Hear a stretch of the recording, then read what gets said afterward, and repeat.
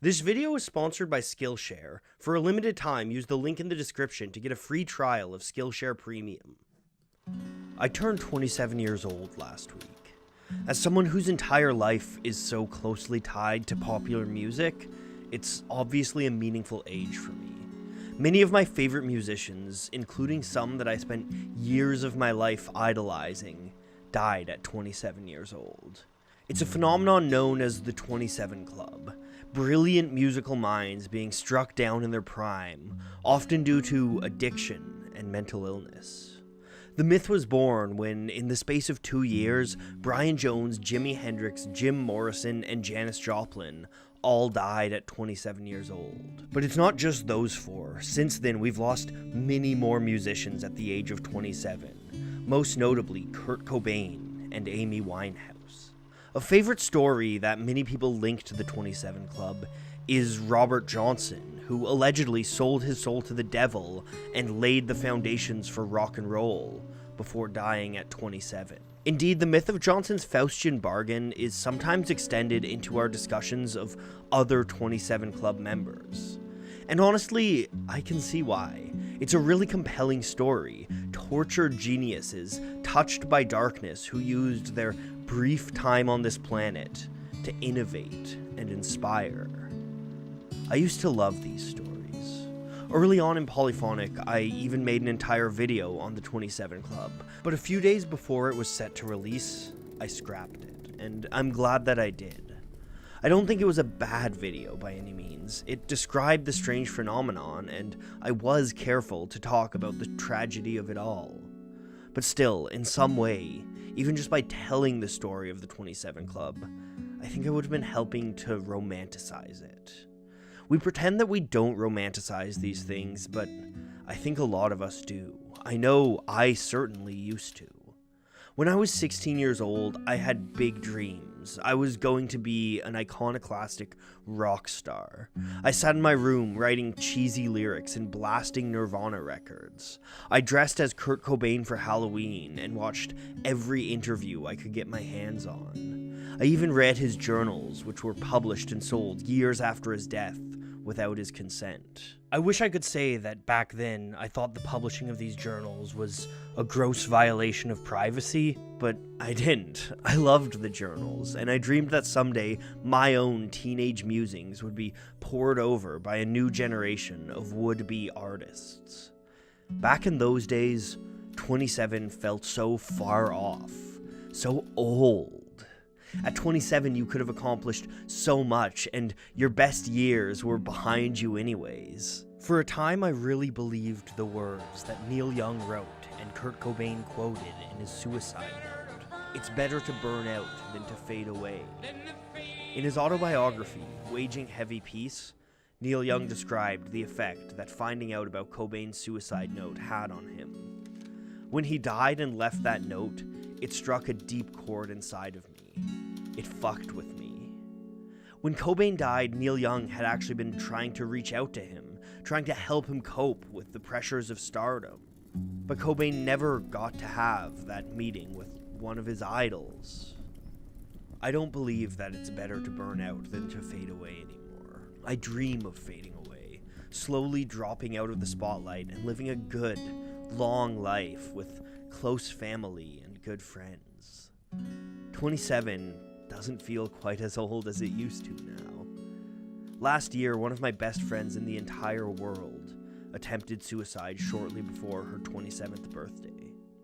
I'm eternally grateful that she's still alive today.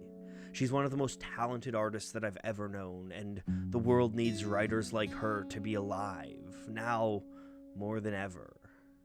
Since that event, I've been thinking a lot about the 27 Club and the ways that we look at mental illness within the music community. We're very eager to talk about the link between creativity and mental illness. We look at Kurt Cobain, Nick Drake, Brian Wilson, Kanye West, and so many more, and we say maybe the demons that they fight are necessary for them to create their art. Some of these artists, like Brian Wilson and Kanye West, have even said as much publicly.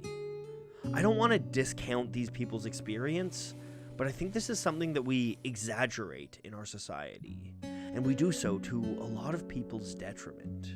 Mental illness and addiction are not necessary for greatness, and the world is missing so much greatness because of mental illness and addiction. When Jimi Hendrix overdosed on barbiturates and alcohol, he had so much left to offer.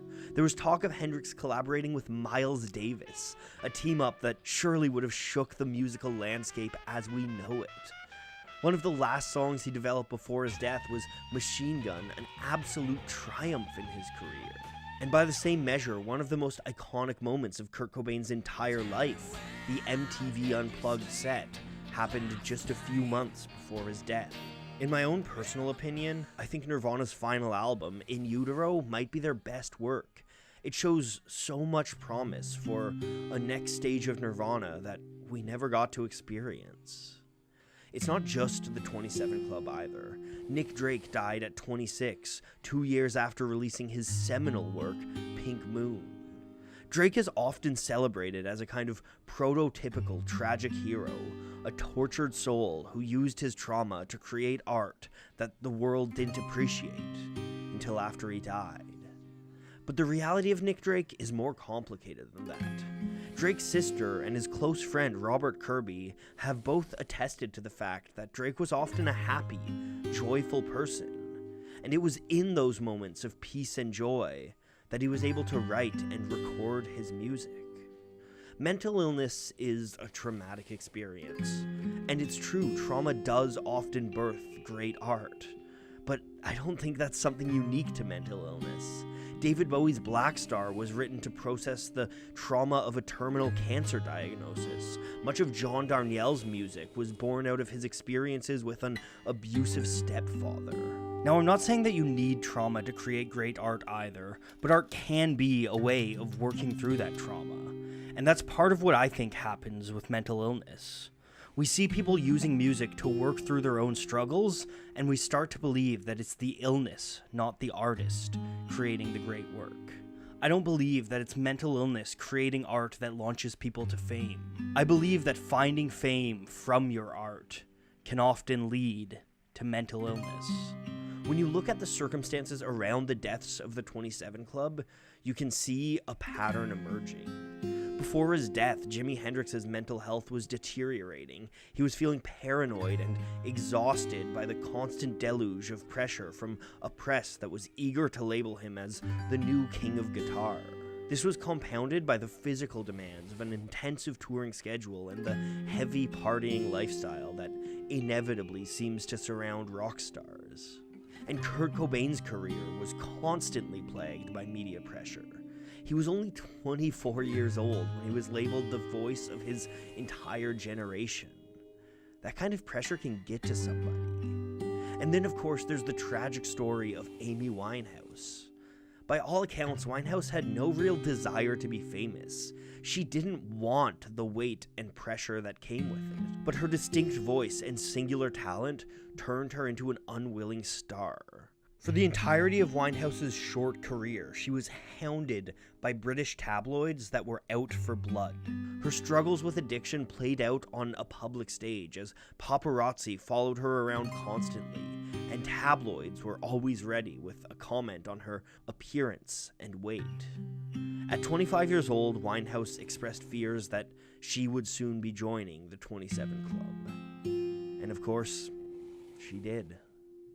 I can't truly speak to what was going on in Amy Winehouse or Kurt Cobain's head at the height of their success, but I can speak about my experiences.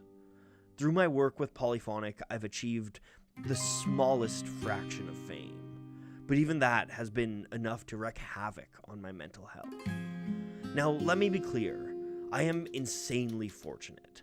I have an incredibly cool job, and I am grateful every day for all of the people that have helped to make it happen. But like any job, being a public figure has its downsides. There's the weight of expectation. Everybody wants me to espouse the ideals that they imagine I have. Everyone has a relationship with this shadow self, this character of Polyphonic that bears a passing resemblance to me, but isn't me. And then, of course, there's the comments. I know that YouTuber complaining about their comments section is a cliche, and I'll probably lose some of my subscribers from this. People who will say, yeah, suck it up, people are mean on the internet. But the reality is that these things stick with you. Ask anyone who has a public presence, and they'll tell you that the praise can wash over, but the smallest comments will work their way into the most insidious parts of your brain and needle at you, keeping you awake, tossing and turning for hours. The suck it up mentality is exactly what leads to people like myself not acknowledging the impact that my work has on my mental health. It leads to me believing that these aren't legitimate issues, that these aren't things that I can talk about to the people I love. And last year, it led to me standing on the balcony of my 9th floor apartment, staring down into the alley below.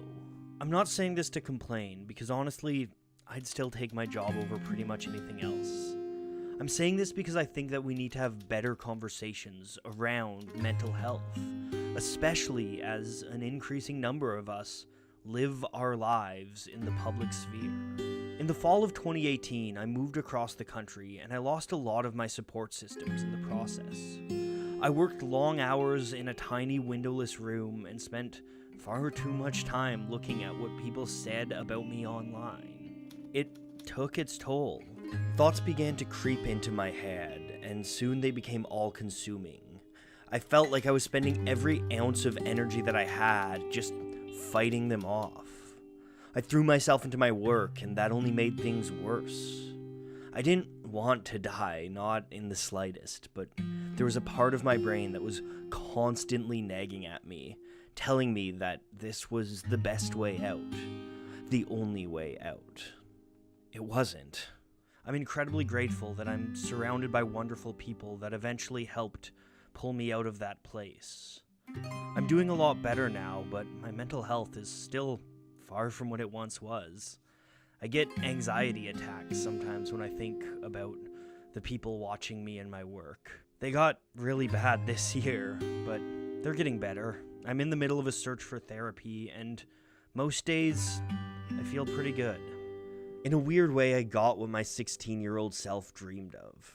Sure, I'm not a rock star, but I do have hundreds of thousands of followers, and I do struggle with a lot of the baggage that comes along with that. It's not nearly as glamorous as I once thought. I don't really know how to bring this video to a close. I think that we as a society need to reframe our discussions around mental health and our discussions around celebrity. We need to stop expecting so much from the artists that we love. We need to let them be their own person, and we need to stop glorifying whatever's going on in their head. A lot of people have asked for a video on the 27 Club. Here you go. You have it now. I'm sure a lot of you are going to be disappointed by it, but this is what I have to say. Now, can we stop talking about the 27 Club? Can we stop pretending that this is some special group of people touched by otherworldly experience? Let's instead remember that the 27 Club are just a handful of the millions of people that have struggled with mental illness. Let's do what we can to support those who have mental illness, whatever their age might be, to create a world where we can talk about these things, to create a world where we don't glorify these horrible experiences. And let's fight to create a world where we don't need to lose so many great minds before their time. I wasn't sure about having an ad on this video, but I've decided it's going to afford me an opportunity to do my part. So I'm going to donate $1,000 from the ad that you're about to watch to the Brain and Behavior Research Foundation, a nonprofit dedicated to helping us better understand and treat mental illness. I often get people asking me advice on how to start their own YouTube channel like mine. Now, if you're going to do this, there's a lot of things to keep in mind, but first and foremost, you're going to need to learn to use a video editing software. Personally, my software of choice is the Adobe Creative Suite, in particular, After Effects. So if you want to learn to do motion graphics like mine, a great place to start is Evan Abrams' Introduction to Adobe After Effects on Skillshare.